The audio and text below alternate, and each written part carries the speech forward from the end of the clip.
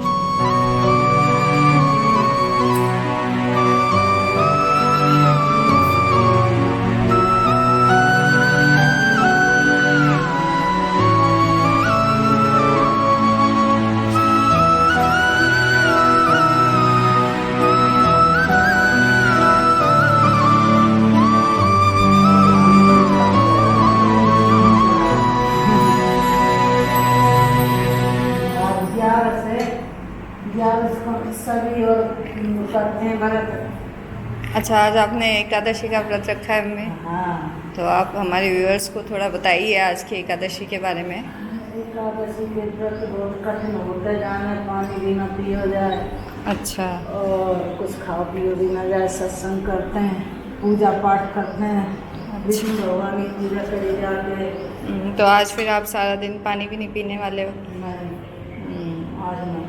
तो ये एकादशी जो होती है, निर्जला एकादशी, ये सभी एकादशियों में सबसे कठिन होती है। सबसे कठिन यही है एकादशी।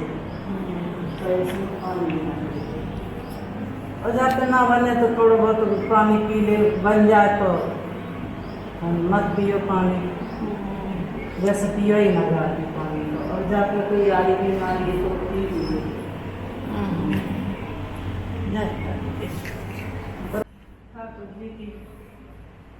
हाँ, एकादशी व्रत की कथा भी सुनी जाती है। और कथा सुनते हैं, पूजा पाठ करते हैं,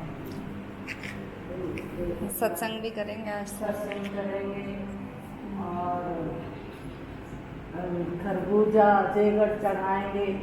हाँ, सुराई और उसका सुराई, जो भी हाँ। गर्मी से बचाने वाली चीज़ें, गर्मी के दिनों में जो भी चीज़ें होती है उनका दान भी होता है आज। भी करते हैं। आप क्या लेके आई हो आज? मैं आज ये कूलर लेके आई हूँ। ये कूलर भगवान के लिए। अच्छा, भगवान के लिए कूलर लाई हूँ। कूलर से भगवान गर्मी में, गर्मी ज़्यादा ही पड़ रही है। पापा को गर्मी लगा तो भगवान को लगती हुई गर्मी। हाँ, इसलिए सही। कूलर की वेट करिए भगवान। बिल्कुल सही बात है। राधे कृष्णा फ्रेंड्स, आज है निर्जला एकादशी और आज के दिन की जो एकादशी होती है, इस एकादशी का बहुत महत्व होता है। जैसा कि अभी मम्मी ने आपको बताया, हमारी मम्मी भी आज निर्जला एकादशी का व्रत रख रही हैं और वो ठाकुर जी की पूजा, स्नान पूजन करने में लगी हुई हैं। निर्जला एकादशी का बहुत ही महत्व है। गर्मियों के दिनों में ये एकादशी आती है और इस एकादशी, निर्जला का अर्थ ही होता है निर्जल, अर्थात बिना जल के। तो इस एकादशी का व्रत बिना जल ग्रहण किए किया जाता है, इसलिए इसे निर्जला एकादशी कहा जाता है। सभी एकादशी, जो भी 24 एकादशी साल की आती हैं, उन सभी एकादशियों में सबसे कठिन जो व्रत होता है वो इसी निर्जला एकादशी का होता है। पर सभी भक्त अपने सामर्थ्य के अनुसार इस व्रत को कर सकते हैं। अगर आपसे बिना जल पिए नहीं रहा जाता है तो आप थोड़ा जल भी ग्रहण कर सकते हैं या फलाहार भी ले सकते हैं। तो पर जितना हो सके, अगर सूर्योदय से सूर्यास्त के टाइम तक भी आप बिना जल के रह सकते हैं तो उस एकादशी का फल जो है आपको 12 एकादशियों के फल के बराबर प्राप्त होता है। इस निर्जला एकादशी की जो व्रत कथा है वो मैं आपको सुनाने जा रही हूँ। इस एकादशी के व्रत को पांडव पुत्र भीम ने किया था, इसलिए इस एकादशी को भीमसेनी भी कहा जाता है और पांडव एकादशी भी इस एकादशी को कहते हैं। इसकी कथा जो है वो इस प्रकार है कि एक बार पांडव पुत्र भीम जो हैं वो महर्षि वेदव्यास जी से प्रार्थना करते हैं कि हे पितामह, मेरे सभी भाई जो हैं और मेरी माता वो सभी साल में जितनी भी एकादशियाँ आती हैं उन सभी का व्रत करते हैं, पूजन करते हैं और श्री हरि से प्रार्थना करते हैं, उनकी पूजा करते हैं। पर मेरे पेट में अग्नि का वास है, इसलिए मैं भूखा नहीं रह सकता, मुझसे बिना खाए पिए नहीं रहा जाता। तो वो लोग भी मुझसे व्रत रखने के लिए कहते हैं कि अगर तुम्हें भी श्री हरि की कृपा प्राप्त करनी है या स्वर्ग लोक की प्राप्ति चाहिए तो तुम्हें भी एकादशी व्रत को करना चाहिए। लेकिन मुझ में इतनी सामर्थ्य नहीं है क्योंकि मैं बिना खाए पिए बिल्कुल भी नहीं रह सकता, इसलिए मैं कोई एकादशी का व्रत नहीं रख पाता हूँ। तो कृपा करके आप मुझे ऐसी एकादशी बताइए, ऐसा व्रत बताइए जिससे मुझे श्री हरि की कृपा प्राप्त हो सके। तो इस पर महर्षि वेदव्यास जी ने भीम को बताया कि ज्येष्ठ मास में जो शुक्ल पक्ष की जो एकादशी आती है, निर्जला एकादशी, उस एकादशी का व्रत तुम्हें करना चाहिए क्योंकि यही एक एकादशी ऐसी है जिसका फल साल की सभी एकादशियों के फल के बराबर होता है। अगर तुम स्वर्ग को श्रेष्ठ समझते हो और नर्क को तुच्छ समझते हो या नर्क में जाने से बचना चाहते हो तो तुम्हें इस एकादशी का व्रत अवश्य करना चाहिए। तो भीम ने कहा, जी पितामह, एक दिन का व्रत तो मैं प्रयत्न पूर्वक करके फिर भी कर सकता हूँ, तो इस व्रत को मैं अवश्य रखूँगा। तो सभी पांडव पुत्रों के साथ भीम ने भी इस निर्जला एकादशी का व्रत रखा था, तभी से इस निर्जला एकादशी का नाम पांडव एकादशी अथवा भीमसेनी एकादशी भी पड़ा।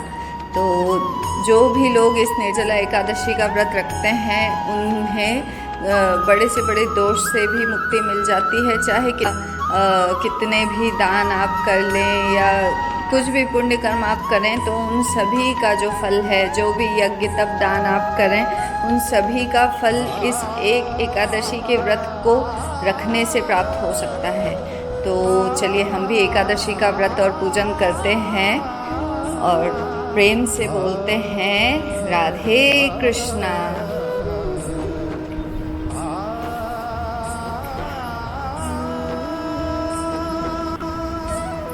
आज निर्जला एकादशी के दिन दान का भी बहुत महत्व होता है।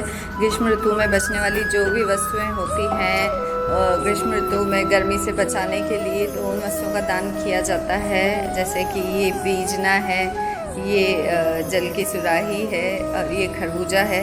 तो आप भी निर्जला एकादशी के दिन किसी भी विष्णु मंदिर में या किसी भी मंदिर में या किसी पंडित को, किसी ब्राह्मण को इन वस्तुओं का दान कर सकते हैं। गर्मी से बचने के लिए जो भी चीज़ें हैं, जैसे जल का दान भी आज के दिन श्रेष्ठ माना जाता है। हम भी आज सत्संग भी करने वाले हैं हमारे मंदिर में और रूह अफ़ज़ा पार्टी भी होने वाली है क्योंकि आज के दिन जल के दान का बहुत महत्व माना जाता है। तो देखिए ये हमारी मम्मी भी किस तरह ठाकुर जी को ये सभी वस्तुएं अर्पित कर रही हैं।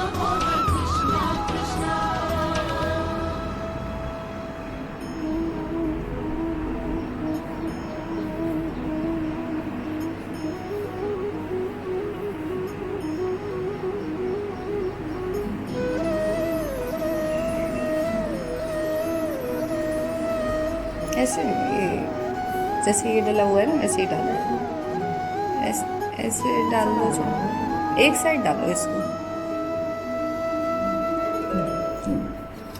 बांसुरी हटा के और फिर डालो इसके अंदर से।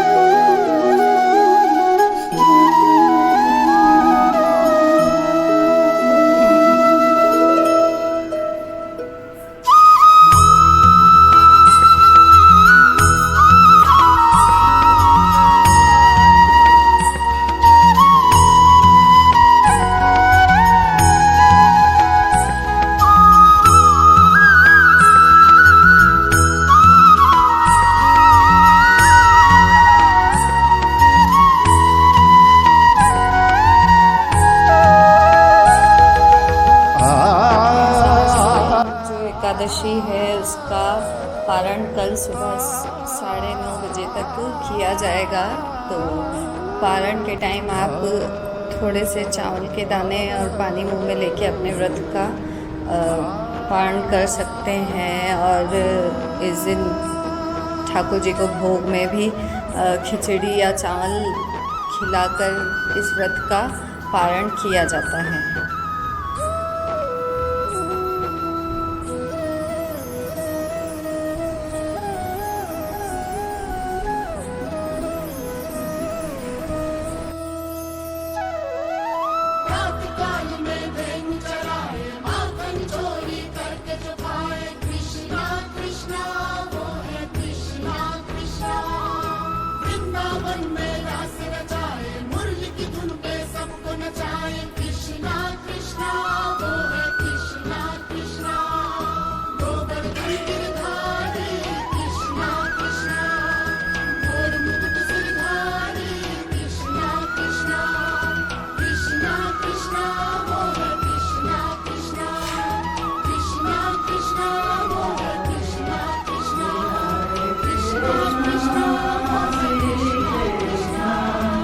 Krishna Krishna